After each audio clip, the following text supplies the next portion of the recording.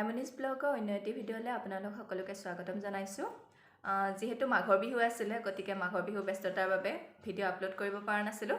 সকলোৱে জানো যে APSC এক্সামৰ বাবে যিটো কুৱেশ্যন পেপাৰ আহে তাত 30 পৰা 35% মাৰ্কৰ কুৱেশ্যন আপোনালোকৰ এছাম ৰিলেটেড হয়। অৰ্থাৎ অসমৰ ওপৰত ভিত্তি কৰি আপোনালোকৰ 30 পৰা 35% মাৰ্কৰ কুৱেশ্যন আহে।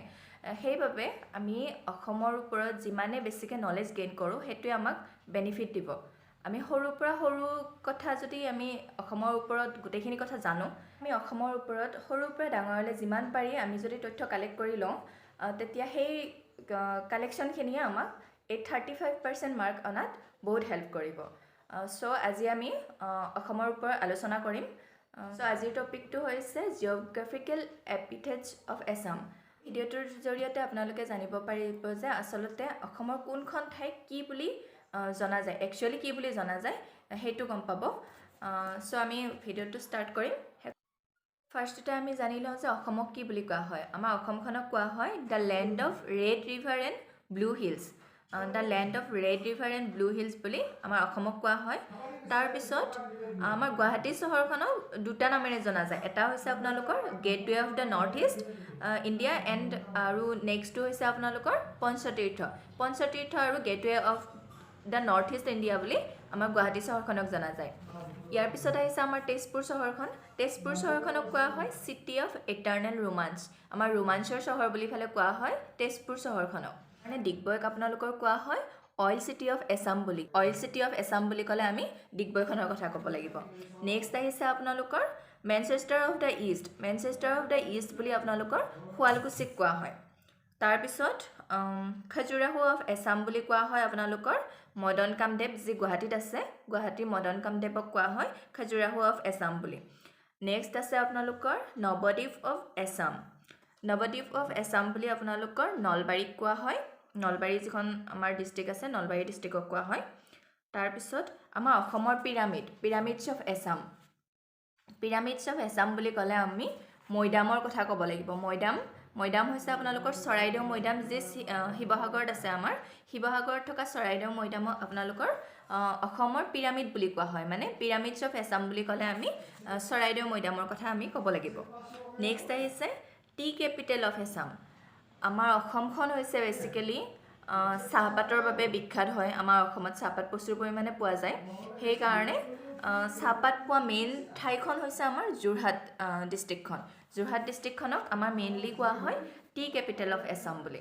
এইখিনি হ'ল আমাৰ অসমৰ ভিতৰৰ যিখিনি ডিষ্ট্ৰিক্ট আছে, ডিষ্ট্ৰিক্টখিনি কি কোৱা হয় সেইটো হৈছে মেইন যিখিনি কোৱা হয় সেইখিনি আমি আলোচনা কৰিলোঁ। আমি অসমৰ লগতে নৰ্থ ইষ্টৰ কথাখিনিও জানিব লাগিব, কাৰণ অসমৰ লগতে ৰিলেট হৈ থাকে নৰ্থ ইষ্টখিনিও।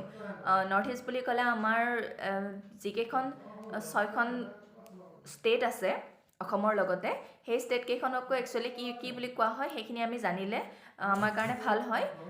চ' নেক্সট হৈছে আমাৰ ষ্টেটখিনিৰ, নৰ্থ ইষ্টৰ ষ্টেটখিনিৰ কথা। ফাৰ্ষ্ট আহিছে the land of peace and progress. The land of peace and progress বুলি নৰ্থ ইষ্টৰ আপোনালোকৰ কোনখন ষ্টেটক কোৱা হয় সেইখন হৈছে মিজোৰাম। মিজোৰাম ষ্টেটখনক পিচ এণ্ড প্ৰগ্ৰেছৰ লেণ্ড বুলি কোৱা হয়।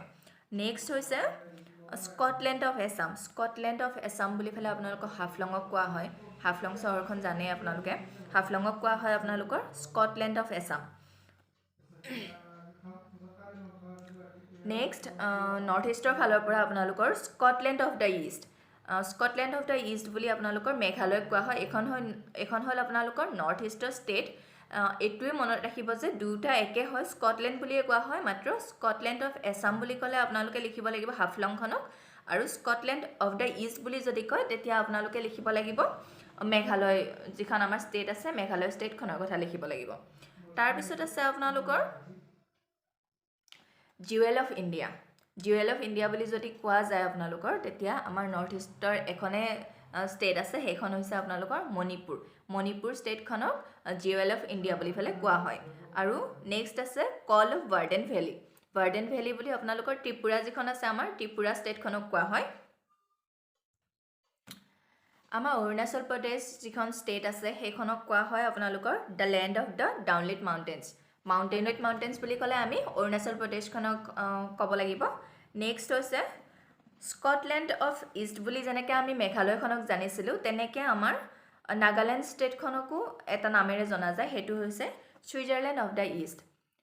ফাৰ্ষ্ট আমি পালোঁ স্কটলেণ্ড অফ দ্য ইষ্ট, সেইখন হ'ল মেঘালয়। ঠিক তেনেকৈ স্কটলেণ্ড যেনেকৈ আমাৰ এটা নাম পাইছিলোঁ, ঠিক তেনেকৈ ছুইজাৰলেণ্ড অফ দ্য ইষ্ট বুলি ফালে ক'লে আমি ক'ব লাগিব নাগালেণ্ডখনক। মেইনলি এই তিনিটা মনত ৰাখিলে হ'ল যে স্কটলেণ্ড অফ এছাম বুলি ক'লে হাফলঙক ক'ব, স্কটলেণ্ড অফ দ্য ইষ্ট বুলি ফালে ক'লে আপোনালোকৰ মেঘালয়খনক ক'ব, আৰু নেক্সট আপোনালোকৰ ছুইজাৰলেণ্ড অফ দ্য ইষ্ট বুলি ক'লে নাগালেণ্ডখনক ক'ব লাগিব। এইখিনি হ'ল আমাৰ অসম আৰু নৰ্থ ইষ্টৰ ওপৰত কিছু ইনফৰমেশ্যন আপোনালোকৰ সৈতে শ্বেয়াৰ কৰিলোঁ আজি।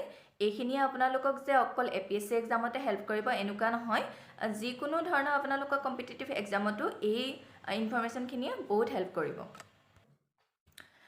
আজিৰ ভিডিঅ'টোত ইমানেই আছিলে।